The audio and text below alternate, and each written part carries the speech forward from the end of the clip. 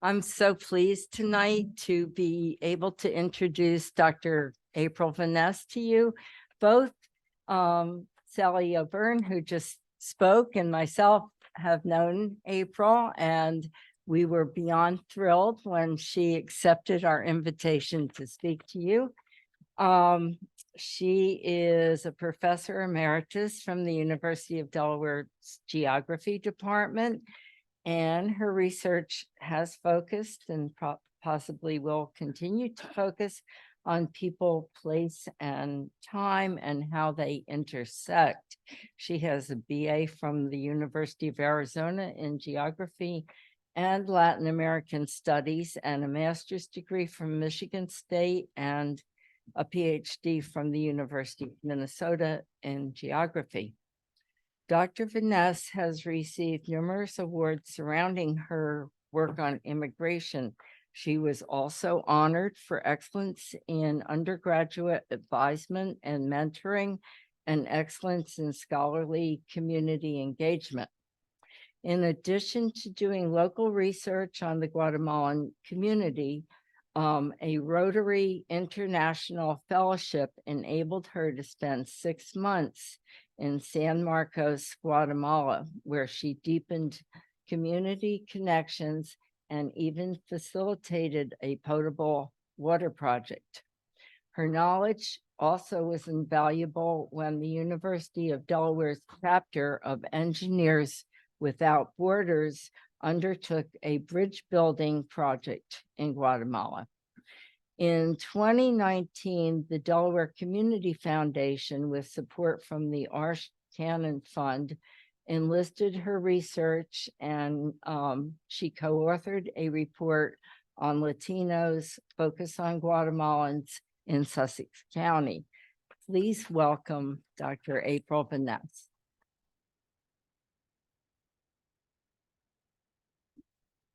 Thank you for that nice introduction and for coming out tonight. I appreciate it.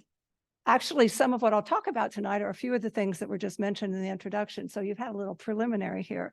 But I need to start. I'm going to pause on the first slide here, and my whole presentation will be around slides. Can you hear me? Okay. All right. Is that going to make it a little easier? I'll try to. So stay with me when I'm doing this. As a geographer, this is typical. The concept of home has long been a part of my research. Even from the time that I was a PhD student, I was looking at home and what home was and who had access to it, what was the experience of it. For a time, I looked at homeless people and how they were denied home.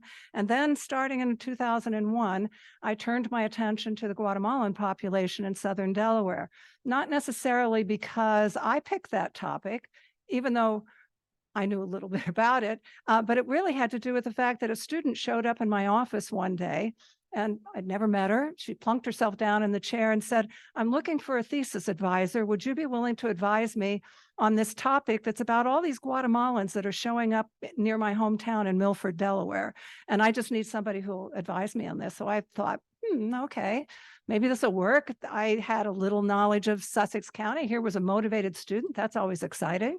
And I guess you could say the stars aligned that day. Okay, it was a fortuitous meeting with Jennifer, because what happened is that I began to take my ideas about home and how marginalized people in particular are denied access to home, and then focused it on this immigrant population and how they were making it home. What were they doing as part of that process of coming to the United States?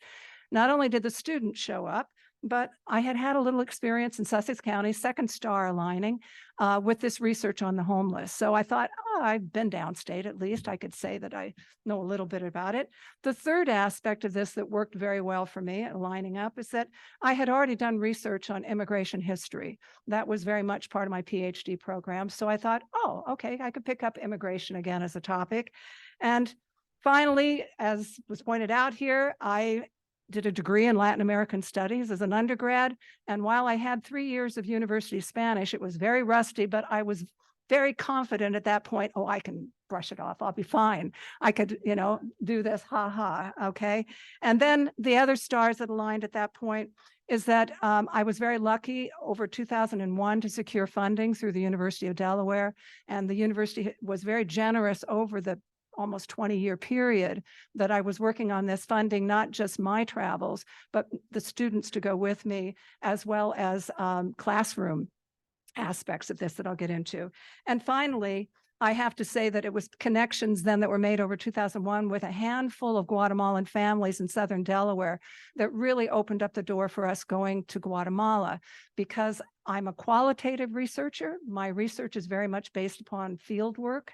And that meant that you don't get into the field and into a village unless somebody finds a way for you to get into that village. So we relied, Jennifer and myself to begin with, on these families who then introduced us to their families in Guatemala, and that started the process. So let me, for the sake of time, move to the next slide. Nice setup here. Just to give you an idea, I stepped then into what was called transnational research. I'll try not to, let me do this, otherwise that's going to rattle a lot. Transnational research then is a body of research looking at really the movement of people across space, very geographical. The first lines that you're seeing talking about people coming to Los Angeles and across the border, these were the pathways that these first immigrant families were taking. They didn't come directly to Delaware, okay? They were coming into the US and they were basically taking jobs in other parts of the US and found their way into southern Delaware, partly to work in agriculture or agribusiness in the poultry industry. Okay, so they were coming in, but once they were in Georgetown area of Sussex County, my path back to Guatemala that you're seeing here at the bottom of it took us always into Guatemala City, where really the only airport is, okay? And then from Guatemala City, I traveled to the Western Highlands of Guatemala, usually on, you'll see how I was traveling, but we'll zoom in a little bit now to Guatemala. As you're seeing here, or you may have noticed in the last slide, Guatemala sits south of the tropics, okay? It's a tropical country, but it's a very mountainous country. So as you go up in elevation, it can get very cold at night. You're at very high elevations, 1.5 miles high, were many of the villages that I went to during that time. Whoops, I went the wrong way. Sorry about that. So the study area that we're looking at here is where the blue line is at the bottom of the map in Guatemala. Guatemala City is off kind of central in the south. You're seeing two pathways. Depending upon the trip, I would take the northern route or the southern route. The northern route takes you into the highlands, you're in the mountains. The southern route, where you come south of Guatemala City, is along the coastal plain. And then you climb up in elevation to get up into San Marcos and Huehuetenango. I will zoom in one more time and you'll see this area in more detail. What you can see, the red dots were the original families that I was operating with, okay? So we went to the villages where those families were, and there's 2 departamentos, which are equivalent to states in the United States.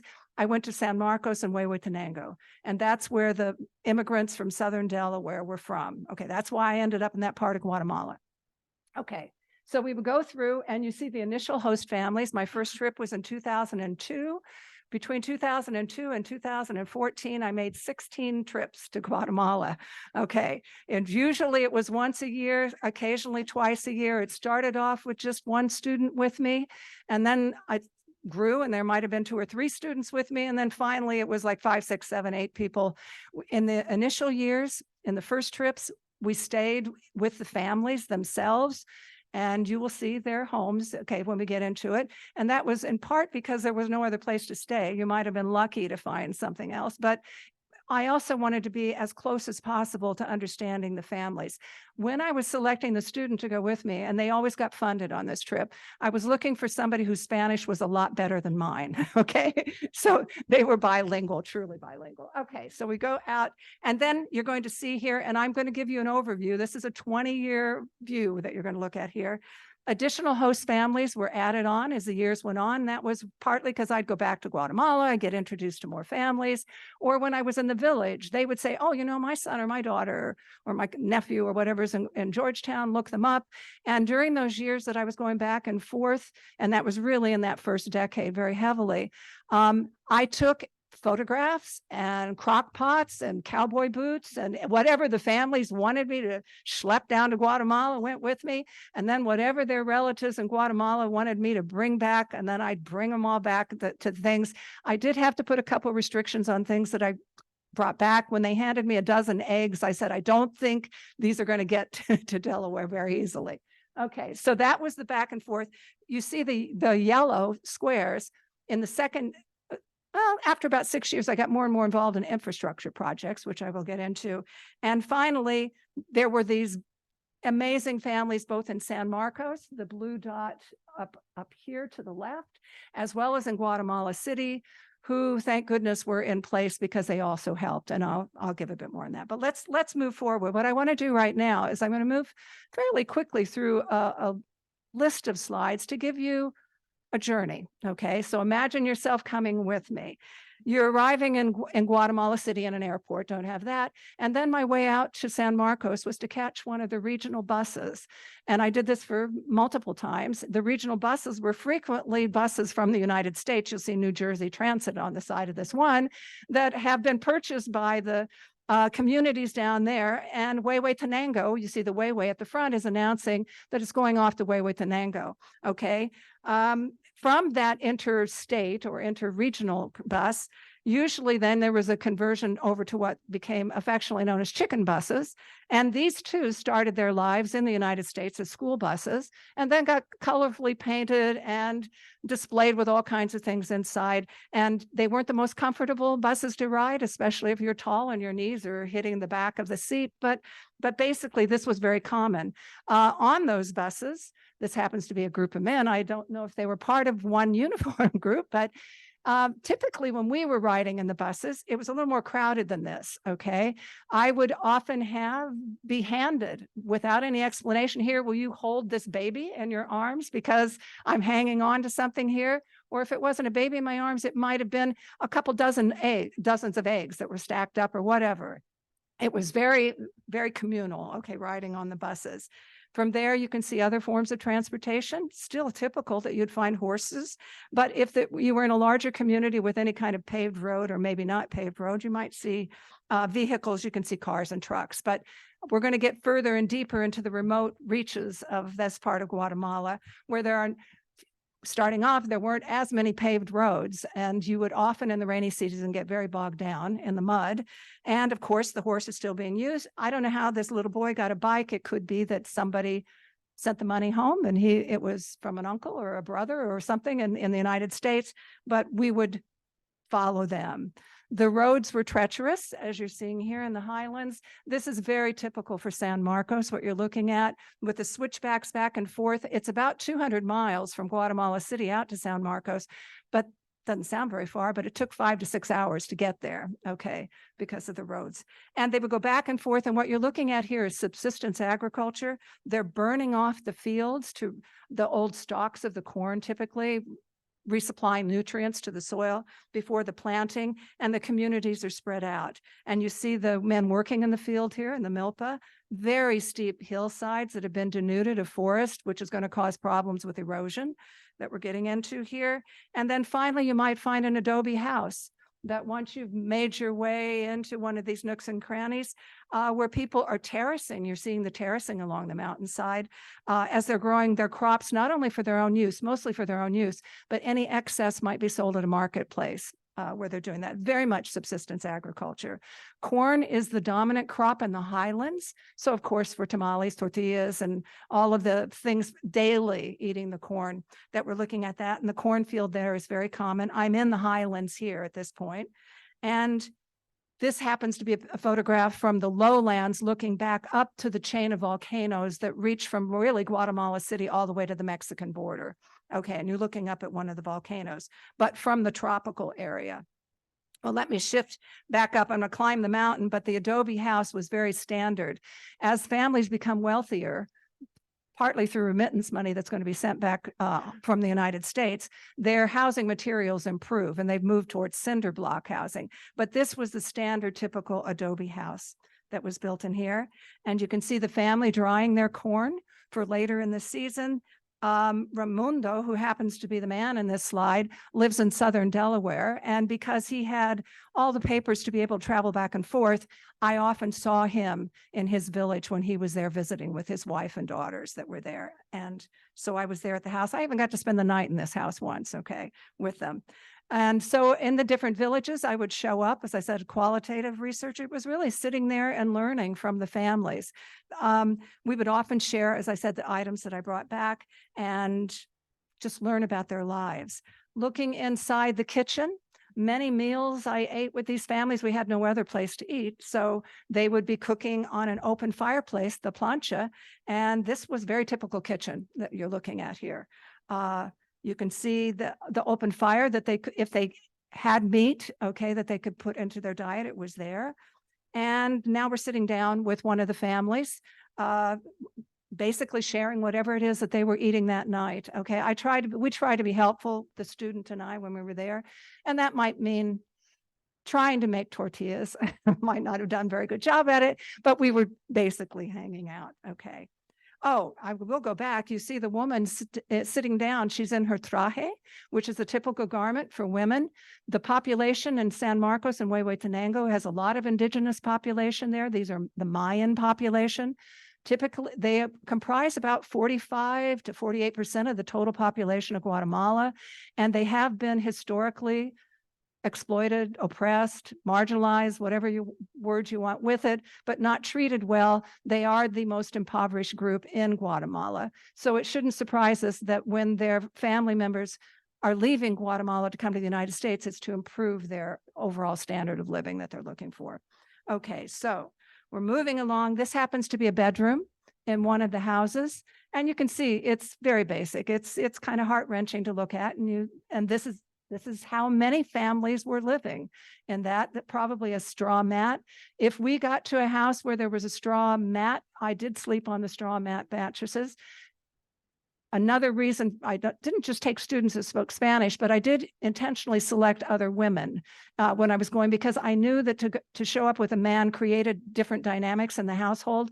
And I often had to share the bed with my student. We took our own sleeping bags, but that was the arrangement that we were involved in here. So another bedroom. This is one I happened to stay in. All of the daughters, one of the youngest ones left her bed and I got it.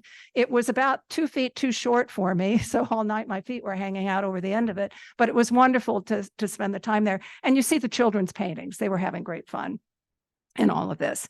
Many of the homes did not have running water spigots at their house, of course, and initially no electricity and no indoor bathrooms and none of that. So we were really roughing it when we were out there. These are a mother and her daughter washing clothes in the river. And I do know some villagers who would carry their water from the river up to the house. This has an outside faucet that you're seeing here and the water reserve that's being used. Very typical for the water. With the faucet like this, it is indicating it's probably potable water, but does that mean I'm drinking it? No, my students and I did not drink the water. Not exactly a smart move, but they did drink it. Okay. It is very common just to dry your clothing over whatever surface is there. So they're drying their clothes on the rooftops of the adobe house, and the peel is there. And this is again a common sight. There were children, lots and lots of children. Okay. In that community, it's large families were common, and sometimes it was tough. Okay. In the sense that those children were often used at a fairly young age as labor to help the family. Okay. When they can, these are pretty young children. They wouldn't have been involved that way, but older siblings. I would see sites like this that totally shocked me. It looked like something my father or grandfather might have shown me a photograph of years and years ago. And then out in the middle of nowhere, we spotted this little boy with this wheelbarrow and flowers in it. And there was nothing around us. I don't even know exactly what he was doing. Okay. But it was just an amazing sight, what we're looking at. The kids came out of everywhere when they spotted us. Not only did they, well, we were clearly North Americans, okay? I had the affectionate name Gigante, meaning giant, occasionally they would call me. Or the other affectionate name they would call me is Blanca, just referring to my white skin. Or if I think they knew better, they didn't call me Gringa very often, but Gringa would have been okay as well when they were doing that. So, but we were an anomaly. We really stood out when we were there. In the schools, very, very basic education. If you were lucky, you finished 6th grade, really lucky 8th grade. many of the immigrant parents in Southern Delaware left school far before the end of high school, and that'll come up later in the talk. Okay, so we're in the kids outside of a school. I was photographing as much as possible when I was there, because not only qualitative, I was observing, I was trying to document what I was doing. I was also, there's a field called visual ethnography where I was using what I was seeing visually to help me understand the communities. And there's a generation missing. You often find older people with young children because that middle generation is gone. If they're not in the United States, they're in a larger city, they're working elsewhere, wherever they can. So that's where you go. So that's that fast journey. And now I need to do a quick acknowledgement before I carry on and tell you a bit of the projects. The family in Guatemala City that it was lucky. Off on the top left corner, the Galindo family. The young man in the yellow shirt, Christian, was a University of Delaware student. He had read about the work that I was doing, and he showed up in my office. Oh, you're doing research in Guatemala. I'm from Guatemala. Hey, let me introduce you to my parents. And I'm going, okay, I'm going to Guatemala soon. And so he arranged for me to meet his parents. I went to his dad's birthday party, and we became good friends. And then every time I went in and out of Guatemala City, I would stop in with them and debrief with them and tell them about what happened out in the field, and they would rescue me from this, that, and whatever. They were wonderful to me. Out in San Marcos, there were also some families and individuals. Leonel Solorzano on the right side of the page was my driver. If I did have a vehicle that I had rented with students, he was a driver, guide, problem solver, all-around good friend in San Marcos. And then Patty and Ramiro Merida were Rotarians in San Marcos. And when I got involved with the Rotary project, they were very instrumental. And in fact, one of my students and I stayed with them for a couple of weeks in their house. They were very generous when we were doing that. They were important acknowledging. And then some of these original host families that set up. This family I've known all throughout the whole time I would go. My last trip to Guatemala was 2014. They have a daughter in Southern Delaware. She's in the photograph at the bottom, the man in the red shirt, and Tina live in Southern Delaware. Her parents, Juan and Teresa, sitting with me where they live in Ichchuan, became fast friends of mine. And in fact, I was lucky that in 2010, after multiple times trying to get papers so for them to get a visa to come in the US, they did come up and visit their daughter. And I actually got to host them at my house as well, which is one of those wonderful reciprocity things. And then, of course, I said I took a lot of students with me. So here we go. I once called them the Del Guate girls, and I thought, well, maybe that isn't politically correct. So we'll call them the UD Del Guate students, the Delaware-Guatemala. And I had a lot of them. I don't need to stop and show you each one, but they were all incredibly valuable to me, the work that they did in all of that time. And then we're moving now to the Guatemalan community. In the early years when I was going down into Georgetown, it became very clear to me that we need a little more organization for making decisions in Guatemala. I didn't want to be I needed them to make the introductions, but as projects started to come online, I did not want to be the person deciding where money would be invested in Guatemala. I wanted the men in the community to say, my village could use a potable water project, or, oh, think about a bridge over here. Okay, so I helped them organize the consejo or council, and the three men that you see identified here are going to be woven into my next stories. And they're still friends of mine that I've talked to today, and I've watched their kids grow up. And so it's just wonderful. So the consejo was very important. And I looked at my role in all of this as not only gaining their trust, but however I could facilitate and build their capacity to do things that they couldn't ordinarily do. That was very much in the back of my mind. So they helped considerably. Cecilio, that you see over here, Cecilio Perez, he was in that consejo. Cecilio got woven into the Rotary project. I had to stop and think, how did I get involved with Rotary? I'm not a Rotarian, okay? I got involved with Rotary because Katie, one of my students that went down, her dad was very active in Rotary. And so he got excited about it, and he goes, oh, April, there's this Rotary International money we can apply for. We can get a grant. And then I knew that there was one that they had for university professors. I had a sabbatical coming up. So two things, again, the stars aligning, two things came together. I wrote a grant with the Rotarians in Delaware. We got a $50,000 international grant to do a potable water project. And at the same time, I got funding for 6 months sabbatical to go to Guatemala. The family before from Ichjuan, that I said the daughter lives in southern Delaware. I could have put it in when I had the slide up. When I lived in San Marcos for those 6 months, I lived in their house, okay, that they had already built in San Marcos. They hadn't even lived in it yet. I was the first occupant, okay, of the house, but they had it built and it was sitting there vacant and I needed a place. So it all worked out. Okay, so Cecilio knows a man who has a village that needs potable water. The Rotarians wanted to do a potable water infrastructure project. So we create this group, and the group we have to work with in Guatemala are the Rotarians, and they're here to the bottom, okay, all these Rotarians in the bottom, but Catholic Charities as well, because in San Marcos, Catholic Charities had done multiple potable water projects. They had a list of villages on their waiting list, and we found the village that matched up with an immigrant in southern Delaware and said, okay, bingo, we'll take that village, and it fit the 50,000 mark, and so we were off. Okay, the water project went on. And we see here, I took photographs of the relatives in Georgetown down to the mother. She's looking at the photographs there beneath that. Until then, the water was spring-fed water that you would tote back to your house, or water from catchment off of your roof. There is a significant dry season in this area, so there is not rain all year round. You need to pay attention to your water during the dry season.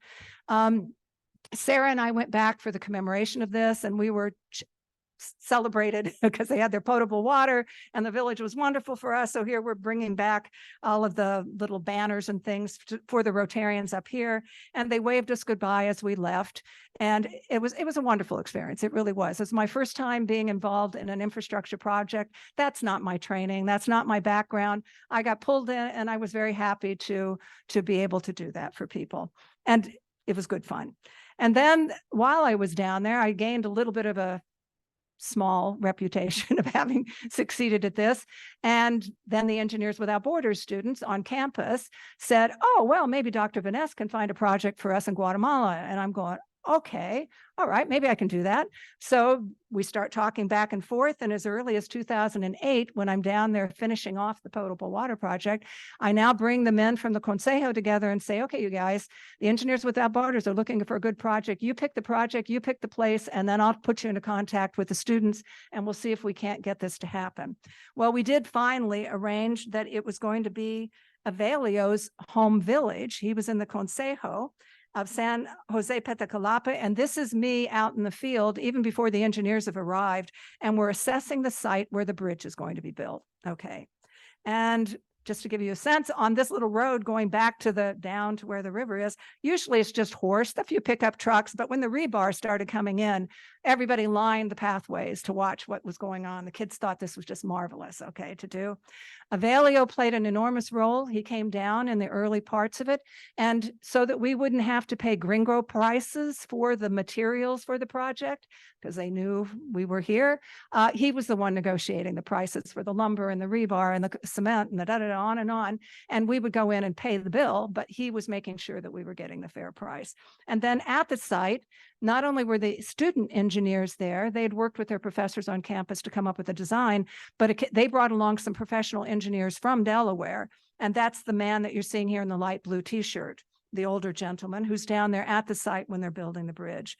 It was an amazing community venture. There were dozens and dozens of men. The women would show up with water and food. The kids wanted to chip in and pretend that they were helping, and that bridge got built, okay, bit by bit. It did not happen. The main part of it happened at one time, but they had to go back other times to finish it off. And there is the finished bridge with the truck going across. And I didn't explain that just like the potable water project's important because it improves health in the population. That's why that potable water is so important. This bridge was really important as an infrastructure project because it linked up two parts of their fields so that now they could more easily get across the river, particularly during the rainy season, and they could get their crop to market without losing as much. So it was a livelihood improvement. The committee, all of us standing there at the very end, congratulating ourselves and feeling happy about it, or what had happened. And I want to keep my attention on Avelio. You see him pointed out because I'm going to do a little side story here about Avelio. He started off as a money changer on the Mexican border. has a good mind for money. Didn't finish even 6th grade in Guatemala, but came up, worked in the poultry factory, and decided that no, he didn't want to spend his life in the poultry factory in Southern Delaware. So out of his garage in Southern Delaware, he starts an import-export business, which then grows, and it is now a multi-million-dollar import-export business. In 2010, he opens up a warehouse in Seaford. The Seaford mayor, the ribbon cutting here, the mayor says at that point, Velasquez stands as a shining example in the Hispanic community and all of Delaware. I think this will add a lot to the city of Seaford. I'm so excited to have him here. Keep this in mind. The Seaford mayor is embracing this new immigrant and what this immigrant can be. Avelio moved from Southern Delaware up to near Hockessin, lives up here now, because he also started a warehouse in Newcastle, Delaware. He has one in Seaford, Georgetown, Newcastle, Columbus, Ohio, Guatemala City, and he travels around the world. I hear him talking about Venezuela, China, wherever he gets his ingredients for what he's doing. So he's moving. He's done a lot. His business is dealing all over the world. Very important. And one of the trips when he was back, when we were building the bridge, he decided to hike to the top of the volcano. I did not take this photograph. I didn't think I could make it to the top of Tojomulco with him, but he's quoted, okay, when he's standing there with it, "This is my American dream. I came to this country, I worked hard, I've been able to build my own business." So obviously, while he has deep ties in Guatemala, he is fully invested in what's going on in the United States. This is his home. And that leads me to this next part of the talk here. Making it home is different for everybody, okay? And the circumstances you live in dictate an awful lot about whether you can make a place home or whether you can't. For Avelio, it worked out. He was one of the immigrants that all the time I've known him had legal documentation. And some of that had to do with the timing of arrival. Immigrants that came into the United States very early in the 1980s, there had been a civil war in Guatemala for many, many decades, didn't get signed off into the mid-90s. But if these were people that left during all that turmoil in Guatemala, they were often able to get their papers when they came in the United States. Okay, made a world of difference if they had those documents for them. Cecilio was one of these men. He's here. And Cecilio is also on the Consejo with me. Lives in Southern Delaware in Georgetown, happened to be back multiple times in Guatemala when I was there. And when I say multiple times, that is really telling you he was able to go back and forth because he had a passport where he could do this. And his attachments then were very diffused. He was straddling both countries. I love this T-shirt he's wearing. I didn't know he's going to wear it. We're meeting outside of his family's home where he grew up, and the corn is right up to the edge of the house of this village, and he's walking through proudly. But you see this pride of the United States stamped on the landscape, oh, in places you never expect it. So this is a tiny little village, and I'm walking through with my student, and Leonel is here with us, and you see proud to be American. It's not even in Spanish, it's in English on the side of a building, massive big flag. And I didn't even know how to interpret it exactly, but I was struck because it didn't happen just once. It was happening over and over again. Another with the colors and the flag up at the top, and people not just celebrating, but announcing to the world, okay, around them that I have ties to America, okay? Don't know exactly what they are, but they have them. That money that was going back, we're building houses that were in wait for their return. Often I called them mansions in the milpa. The milpa is referring to the cornfield. They were pretty impressive, some of what was built here. This one really caught my attention on the road into Tacana because it did not look like anything Guatemalan that I had ever seen. And in fact, I went in and talked to the man who was the owner, and the blueprint was from a son who had helped build a house just like this in the United States and wanted his house to look like the one he knew. Okay, so we can find interesting things. Sometimes your dream houses don't survive till you return. There's a lot of environmental, natural disasters in Guatemala, everything from earthquakes to volcanic activities to increasingly flooding and other things. This one is too close to the river, got caught up, it's gone. And the sad part of it is, it's not just your dreams and your houses that may have gone. The trek more and more to the United States is dangerous, much more dangerous than it was in the 1980s and early 90s. And I don't know why this person is there or whether they came back from the United States. But again, the United States is imprinted here upon the tomb. This is a tomb above the ground that you're looking at here. Okay. it isn't, I want to spend just a second here talking about the counter movement in this circuitry back and forth. Remittance money, as I've suggested here, is very important. And in fact, when we're looking at, I've highlighted where Huehuetenango and the San Marcos are. They are the two red areas to the left side of the map in the western part of Guatemala. This map from 2019 is telling you the number of people who have been receiving remittance money from relatives abroad. And in San Marcos, Huehuetenango, more than 300,000 people in each of those two departments were receiving remittance money. Just to put that into perspective, the amount of money going back to Guatemala is amazing. 8.4 billion in 2017. 97% of all those remittances came from Guatemalans living in the US. There are also Guatemalans living in Mexico and other countries where they're trying to improve it, but by far. And notice in the 2000s, in the years when I'm traveling back and forth to Guatemala heavily, oh, the amount of money going back was tremendous. I carried cash with me. That was part of what went back and forth. Yet, even with that infusion of huge amounts of money, that part of Western Guatemala still is one of the more impoverished areas of Guatemala. In the area of my study, estimates, this is recent, this is 2023, 50 to 82% of the population is still living in poverty. So that remittance money is not lifting. And in fact, when I spoke to some of the community members and one priest in particular, they really did not like the idea of the remittance money coming back. Families were becoming dependent upon it, but also by so much American money coming in, it basically let the Guatemalan government off the hook for spending government money to build the bridges and put the potable water in and bring the electrification and improve the schools and on and on.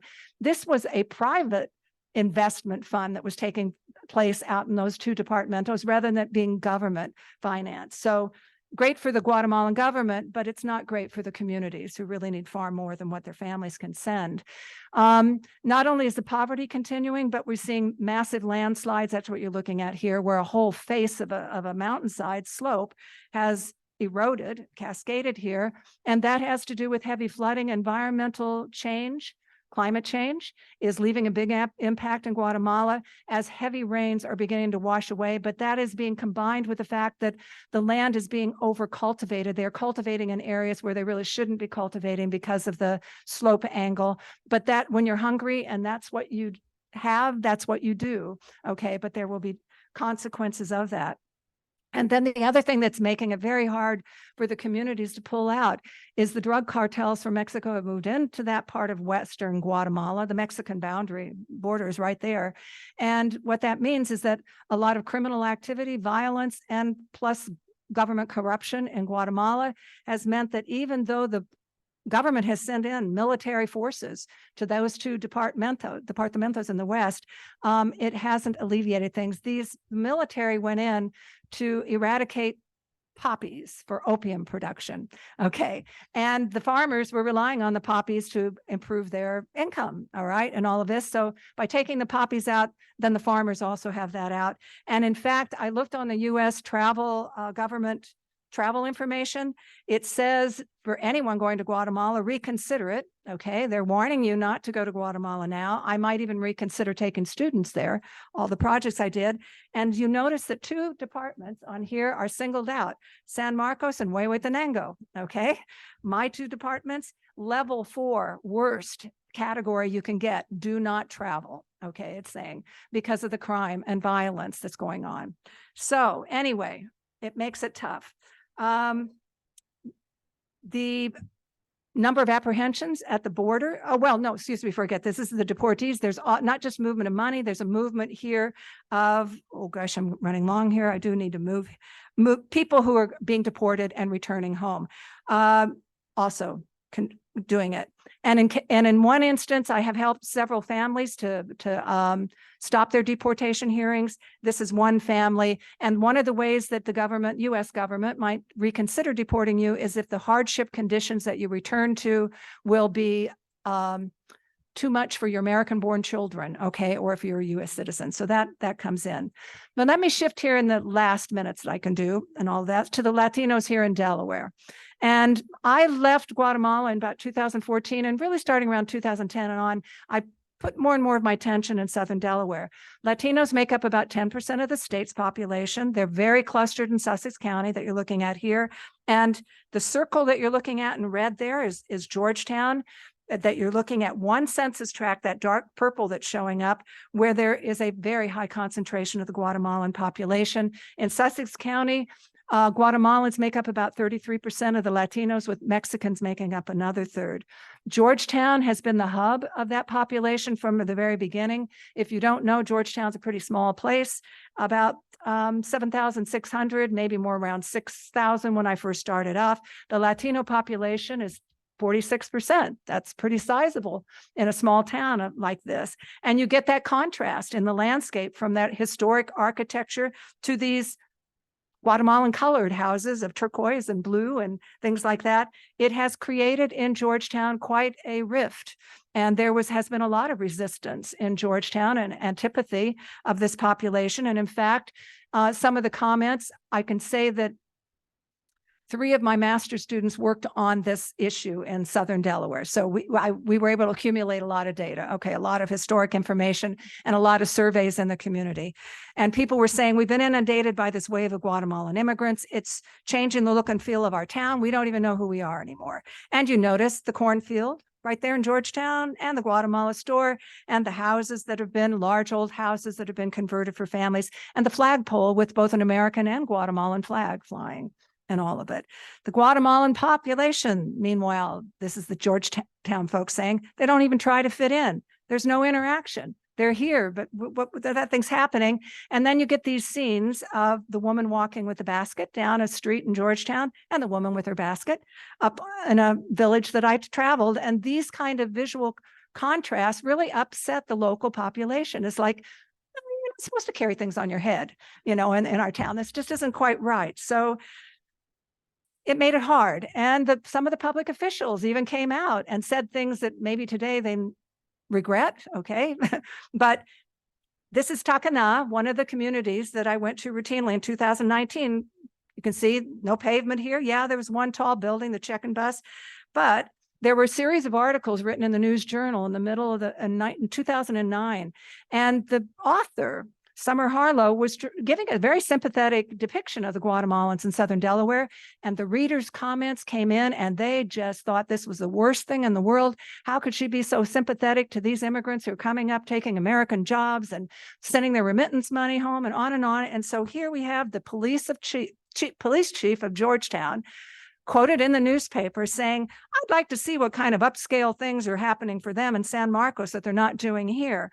The workers are saving money, living Spartan lives, and since they know they're going home, they don't have a lot of loyalty to this community. Georgetown is just their means to an end. A really resentful, bitter tone there of what we're getting at. This went on for years. And then they had a branding study that took place in 2014. And when they brought in these outside consultants saying, you're going to have to do something here about the image of your town, because, I can say when we started looking at articles about Georgetown, it was being written up in the press in Argentina as an example of town conflict, and all around the world. It became this poster child of here's what happens in a small town when things don't work out. The consultant comes in and he says, reality check, folks, you're going to have to get our hands around this, You have an exploding cultural diversity. If you don't wrap your arms around it, if you don't take that diversity and roll it into a sense of place, then it will be a cultural divide. And that divide will grow deeper and larger until it undermines your economy. Well, that gets people's attention. So it's like your economy. You're going to have to do something here. You can't keep pretending that they don't exist at 46% of your population.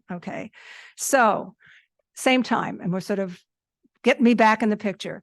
I decided starting in 2010 that I wanted to spend more time in Southern Delaware. I knew that there were problems there, and I decided to take my classroom downstate. I designed a course called Global at Home. It was a domestic study abroad program that I got through the study abroad office. And we had about 15 students in the class, and I set it up so that they had homestays with Guatemalan families in Southern Delaware. And those homestays meant that for 3 different weekends, they went in on Friday night, left after church on Sunday. They were with the family the entire time that they were there. And we also went down to Georgetown other than that. So you see my students here with their host families that we were doing here. And one of the things they did with the children, it was the Catholic Church who helped me find these host families. They did storytelling, and the kids worked with my students to tell the story of their family, because we wanted the children to start to know who their parents were and where they were from. So that was going on here. And then I did it again in 2013 when things are pretty tense in Georgetown at this point. I then did the course a second time, Global at Home. This time I worked with the town of Georgetown, okay? And we came up with a survey. And my students joined with leaders, community leaders, and volunteers to do a one-day survey. We did door-to-door, the whole town, okay? Asking people how did they like their town, what was it, all their feelings about it. And what we were trying to do is create this well-informed and engaged community. You see the group of students that were out there. And we have people helping us through that. A lot of that was to smooth tensions, to say, here's who your neighbors are. Okay, let's get to know one another. By the way, the Latinos love living in Georgetown, and the old timers from Georgetown didn't like living in Georgetown anymore. So somebody was feeling more at home at that point than others were there. The other thing that I decided to do to try to help the situation, because people would point out these Guatemalans are so poorly educated, on and on and on, was that I ran a series out of my class again with my students, something that I called Yes, We're Going to College. It was a series of workshops at the Del Tech campus where we invited high school students and their parents to come and learn about what it took to go to college. So I was basically tutoring them, but we brought in speakers as well of talking about, here's what it takes. By the way, these are all first generation students whose parents would never be able to afford it. So they were not only needing to get their foot in the door of college, but understand what the costs were of all of that. It was pretty successful. Here's the group that finished with us after all of the series of it. My students and I are in the back row, and then the parents and the high school students are kind of there mingled in the front. The parents thought this was so wonderful that they wanted to keep it going. So even after the seminar series it was all over, in January, they held a big potluck dinner and said, all right, we're going to keep this going. And the group got larger, okay, and all of this. So now the younger kids, and I still get emails from some of these families going, oh, now my son is ready for college. Can you help him out? You know, what we're doing. I'm not down there, so it's hard for me to mentor. In my last year at UD before I retired in 2020, I had a number of undergraduate students that were writing theses, and Lindsay Perez, who's standing in the back in the white shirt, was working with me on her project that year. And what we decided to do based on these Yes, We're Going to College stuff is we realized a lot of the parents really didn't understand what college was. I mean, like I said, they hadn't done much education. So the children, their children are now high school age. Okay, we're now, 20 years into them having been in Delaware. We created a project, and Lindsay led it up. It was called Lessons Learned in School and Life. And it was really about talking to their parents and other parents about what was your education. These American-born kids had no knowledge of Guatemala. Many of them had never been to Guatemala, didn't know their relatives in Guatemala. They were American kids, and they were keeping track of their grade point averages and what college could they get into, whatever. And their parents have no idea what this is all about. And so we decided let's interview the parents. And one of the things that came out in that study was that their parents, there's a phrase called bien educado, means well-educated. If I asked you what you think well-educated means, I don't know what you'd come up with me, but the students thought, oh, well-educated, it means I have a good grade point average, I've got this degree, I've got this, resume I can put together, and then this job. Not the same for the parents. Bien educado for these parents, whether they're from Mexico or even Guatemala, meant to have developed their character. It was not about formal education. To be bien educado meant that you were a person of good integrity, that you had good moral background, that you were somebody to be proud of. So what the parents and children came to appreciate was that they were being educated in two very different systems. And by the way, these children were embarrassed about the fact that their parents didn't speak English, only had a sixth grade education, but this flipped the whole thing. Now they were proud of their parents because they saw something to be proud of how hard their parents had worked and what they had done for them. So that was very good. And then, as mentioned here, I'll finish this bit and get to the conclusion.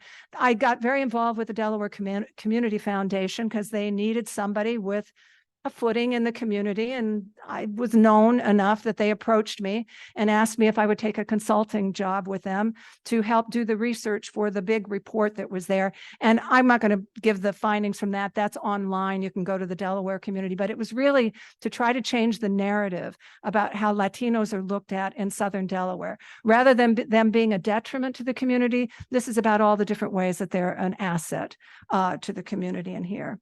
And as I conclude here, assets, yes, building capacity, facilitating, on and on. I brought this refrigerator art from online because I thought a nice way to conclude is to talk about, again, making it home. And it reminded, this is saying here, I want my fridge to remind me of home. And think about your own refrigerators and what you put on them. And so I thought, well, as a way to conclude, what would I put on my refrigerator that I could brag about, okay, and show? Let me show you, okay? These are the assets. These are the successes. Avelio's son, Eddie, graduated from UD, started at Del Tech, made his way through UD as a nurse in a hospital in Baltimore. He's now married as well. His two sisters, younger sisters, also college graduates. Bingo. The two younger ones, we don't know yet what's going to happen. They're in a habitat house. The family began in a tiny village. As you can see the grandmother up there with nothing. Okay. And so that's considerable. Cecilio's son, Ronaldo, graduated from UD in 2021 with an engineering degree, also used the seed grant, got all the way through, came to UD, works for DelDOT. Just bought a house. He's not even 30 yet. And we're standing with his dad and his younger brother in front of his new house here on the right side of the slide. It's like, whoa, okay. That's pretty good. He can do it. His younger brother, Lenny, who's in the green plaid shirt, okay, there in the center, he just emailed me to say that UD accepted him and he's got accepted for the fall. But of course, we don't know if he'll end up at UD in the engineering program this fall because the family does not have the resources to pay UD tuition. So it's all going to be about the financial aid package that UD offers, and they're behind on all of that. The Garcia family, which was very involved, I only got to know them in 2019 when their son was a senior at Georgetown High School. That's William that you're looking at here. The names are up there. William went through my workshop series with the parents. William ended up with a Gates Foundation fellowship out of Southern Delaware that paid for 4 years for him to go to the University of Chicago, where he graduated last year. And now, well, we'll keep going on. We'll go on. Out of this, before I get to William, his mother, Araceli, they've moved upstate, so I get to see them quite frequently now. She and the younger kids are at Aspira Academy here in Newcastle County. Araceli has now taken a leadership role with the parents that are going on here and is happy to be doing that. So I like to believe that's partly through the encouragement of the yes, we're going to college and all the mentoring and then the kind of things they're doing here. William and his University of Chicago graduation outfit, he works in Manhattan at Ernst Young as a management consultant with his degree in economics from the University of Chicago. Not bad. The younger brother, Kenneth, we're celebrating birthdays. Again, this is like my family on my fridge. Celebrating birthdays in my house. He's going to graduate from Aspira this year. Hopes that UD will accept him, but we haven't heard anything yet. Don't know what's going to go on there in the family. And the younger sister, Lindsay, for the moment is just an aspiring artist, went to Camp Imagine in Newark, 2 different summers, in part because, and here I have to tell you why being part of somebody's network matters. They wouldn't know about Camp Imagine. Nowhere on their screen. Camp Imagine costs $250 a week to go to, okay? And my colleagues at the University of Delaware send their kids there, but this wouldn't be known. But they have scholarships for children who do not have the means, but they have to know about the camp. Well, I knew about the camp, so then I helped them fill out the application. They got to go twice, and she's going to sign up to do it again another year. So my kitchen art on my refrigerator, making it home are these families, because not only was I helping them make their home, they helped me make a home too, because now I have these grandkids I get to celebrate through all of this. So that I'll stop there. I've run well over time. Thank you for being patient. If you have any questions, I'd be happy to answer. So, yes.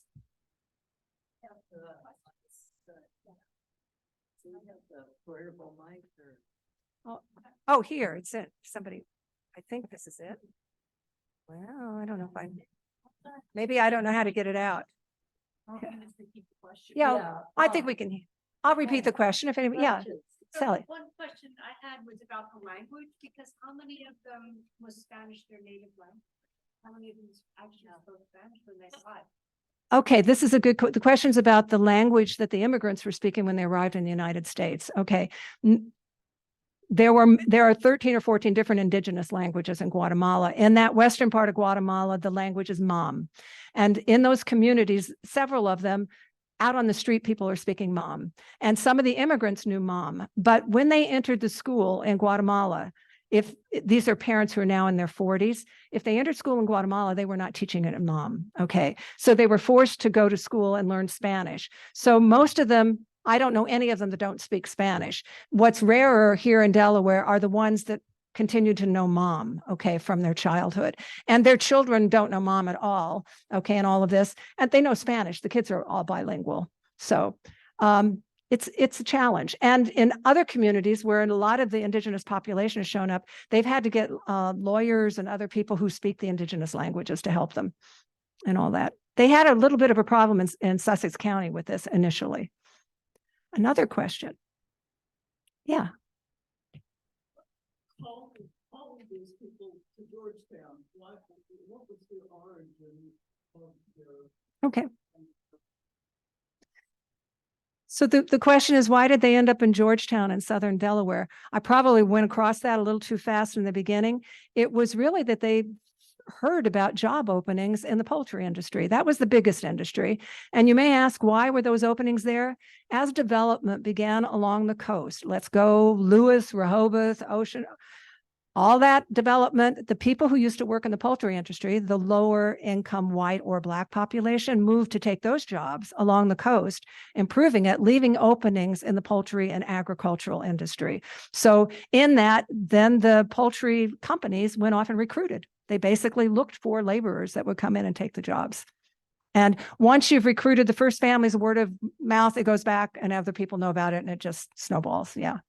So another question. Yeah. Your experience was with people in the mountainous areas. Is there much immigration from more urban areas? Yeah, there is. The question is there much immigration from the urban areas of Guatemala? I can't say it as an expert because that's not where I was. Okay. But I do know that the families that could do it, let me back up. In the urban areas, many of the people from the rural areas will start with a job in an urban area. Okay, they don't necessarily come to the US first. They're going to go to the next largest city and see if maybe so they go from that rural village into the city of San Marcos. If they couldn't make it in San Marcos, they might go to Guatemala City. And if that doesn't work out, then they might start looking in Mexico. A lot of the families worked in Mexico for a while, and then they might make their first trip up into the United States. Okay, I know that some of the urban families, I didn't point this out, but the families I stayed with in San Marcos and in Guatemala City were not indigenous families. They were called the Ladino families. Those families, which have had better education typically, and the ones that I interacted with were professional families of doctors and lawyers typically. No, they weren't migrating to the US at all, but I do know that some of the people around them in the capital cities, but I've never looked up the data. I don't have any good information for you on that. Yes. Are relations improving in Georgetown? Yes, very much so. One that was that reality check of 2014 or whenever it was really caught people's attention. But I will have to say the other thing that's happened is the people who disliked it the most have left Georgetown. The white population, okay, if you had the means, there was a lot of development in Sussex County. You had other places you could go. If you had no problem with it, you stayed in Georgetown. And the town manager, who's a wonderful man, has changed his tune a lot. And you're getting far more sympathetic leaders now in Georgetown who are not only embracing, but supporting in many ways. And in fact, I was down in Georgetown recently, and the town manager said, oh yeah, the only people who are buying houses now in Georgetown are the Latinos. And you may wonder how they can do it. Well, they're doing it not only because they're working hard and saving their money, but they're pooling their money. And often it could be an extended family of multiple members of the family buying the house and then fixing it up. So definitely improved. And I think it also is changed things because the children have grown up. They're living there. They've gone through the school system all the way from kindergarten, and they're getting their college degrees. They're active members of the community. So you're not seeing that divide like you did 20 years ago.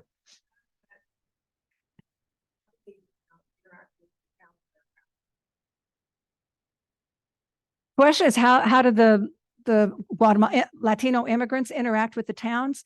Well, we saw Seaford was pretty favorable. I think for the families that are living there, I like to hope that that is the case. I haven't studied Seaford exactly. They're working all over the county. Okay, they're not just working in Georgetown. They're working. Oh, the kids. Ronaldo was working in the outlet malls and in the restaurants and at Walmart and on and on. So people are working, and having English makes the big difference here. English, the two things are the big difference for family. Speaking knowledge, working knowledge of English goes a long way, and they know it. But having the legal papers that allow you to put your foothold in there is the other big thing that seals it. The children who were born here are all legally here. Many of the parents now have papers, okay, because they've been here long enough. That was never a question, by the way, I asked. I never asked anyone directly, are you here authorized or unauthorized status? I didn't, it's a conversation stopper to begin with, and it really wasn't relevant to what I needed to know, but it wasn't so hard for me to figure out after I got to know the family a little bit, who was authorized and who wasn't. Yeah. Delaware, the geography department, or what you do, is that typical? What did geographers do with Delaware? Well, great question. As a person with 3 geography degrees, and then I taught for over 30 years in the geography department at UD, geography is a pretty expansive field. Okay, so in my department at Delaware were people who dealt with climate. They were climatologists and climate change, and they all physical geography. Why does our landscape look like it is? And then I was on the human geography side, and we dealt with everything from what is a place, what's the nature of a place as an entity, to movement between places, to what is a city, and on and on. As a qualitative geographer, most of my colleagues didn't understand what I was doing, but they respected it and tolerated me, and I was allowed to do what I needed to do and wanted to do. So that worked out. Yes. The terminology. I was in Guatemala for about 4 months in 1966. Mm. And then it was Indio or Indian. Mm. Mestizo. Is that still used? Because No, I didn't use it. I'm using they would not use Latino down there. That's that is from here. That's here. No. And in fact, some people you might see Hispanic, they'll call it Hispanic, Latino, Latinx with an X. There's a real debate in the academic world about how to categorize these people. Okay. In Guatemala, the more common division there, you're saying Indios, los Indios. That is a bit pejorative. Okay. Yes. Okay, so that is not the words that I would hear or I would use. The indigenous would be the way that you would say that. And they do use the word Ladino. The Ladino would be the mestizo, the population. These would where you're tracing your ancestry more to the Spaniards that arrived. You may have a mix in there too. Yeah. So. I was so shocked the first time I went to Altiplán, where the church was. Indios that what it was called back then were only allowed on the outside steps. And they were worshiping with their smudge pots up. Then when you got to the top level, all on one level to go in were the trays of candles, because of course these were Catholic missions. And your mestizos were allowed to light candles.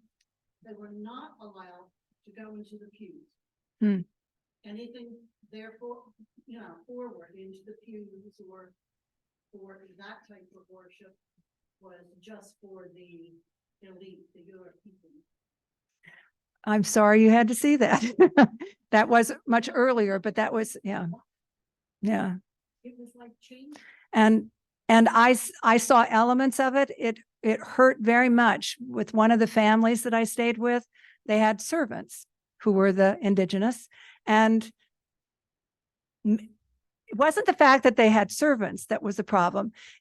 It was, they didn't like me to speak to their servants, okay, was the problem. So it was not correct for me to engage in a personal conversation with the woman who was their housekeeper, even though I was fascinated and wanted to know what part of Guatemala she was from and on and on. That was very separate. So, and I noticed sometimes when I came out of the field, there was a little bit of laughter. Oh, what kind of bed bug or head lice or da-da-da-da did you pick up on this trip, April? Okay, when you came out, because I did, those were concerns when I was staying in the home, yes. And it just hurt. It hurt because it hurt me personally because I knew the families. I think that's it. You know, I knew what they were going through. And I was sent the lighting on that gun, you know, a few about the fun. And so the Guatemalan that was of my same age here, I was not awakened to get ready to go to school at the same time she was. It was a whole big deal. And it was the maids who were banging on the pipes to wake me up because the pipes went down the wall behind my bed. And that's how I awoke to be able to dress to go to school. Interesting. A flip on this, the one good thing is that when the immigrants come up here, we're not differentiating them between indigenous and anything else. So they are elevated in a way that they aren't elevated in Guatemala because we just sweep them into one larger category. Sometimes that creates problems. I could say in that study, this was part of the report for the Delaware Communities Foundation. What I discovered is within the Latino community, there are true status and divisions. This is not one uniform group of Latinos by any means. The Puerto Ricans who have documents from birth, okay, their families have been in the United States for generations and on, they typically had more education in Delaware and a higher standing. And then of course, then you would see some of them are professionals. I don't know if you realize on the border, even coming into the US, it's changed a lot who's at that border. It's not Mexicans anymore that are at the border. You're still getting the Northern Triangle countries of Honduras, El Salvador, and Guatemala, but it's approaching half of them from Africa and Asia, okay, at the border, or Venezuela. Okay, and the Venezuelans coming in are often the more educated Venezuelans coming in because they're the ones who can afford the passage to get here. They just can't get across the border. And the cartels are actively involved in what's going on at the border at this point. So it's a really tough one. But the good thing is here, I have heard them, they are marked often by skin color because racism exists within the Latino population. So that some of the darker indigenous people still feel that they're not treated well, okay, in all of this amongst their own community. So that's not good. And I think for me, what that spells out and for my students is we have to make sure that we, just like with African-American population or any population of color, that we are not perpetuating those kinds of status divisions within the group. I think that falls on all of us. Any other questions? Yes.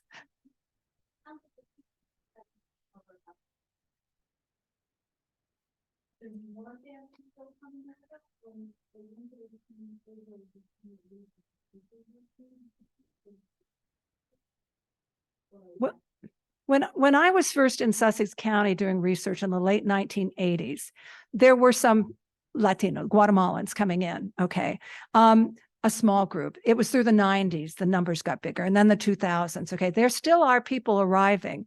Back when children were arriving at the border, some groups of them were sent to Delaware, okay, because there were families here that could take them in. I don't know if they were relatives or whatever. And then when I was in Georgetown a couple of weeks ago and I chatted with a man on the street and I go, oh, you know, where in Spanish, where are you from? He was hesitant, but as soon as I said, he said Guatemala. And as soon as I came back with, oh yeah, I've been to San Marcos, you know, you throw these little things out there to try to hope that they don't think I'm part of immigration and naturalization or the city of Georgetown, you know, social services. And at that point, then he conveyed that he was from Tajumulco, which is a community that I knew. He had only been in Georgetown for 2 years. I don't know how or why or what allowed him to get in there, the border is still porous enough that people are coming in. I don't know. I don't know. I haven't stayed up on that. So, but it's a good question you're asking.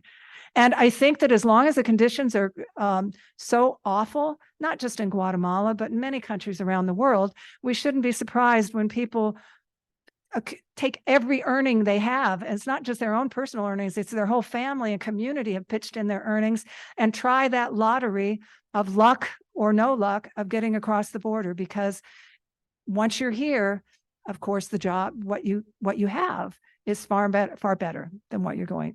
It's a trade-off. It's far better, but I don't want to speak for what they've given up. They've given up a lot too, to come to the United States. So yes, historically, which is why they want to go home, as do all immigrant groups initially want to go home. And then you realize that home is here and home back there is not what you remember it. And it's, now you're here. So any other question? If not, we've held you all here a long time. Thank you. Thank you. Great. Thank you so much.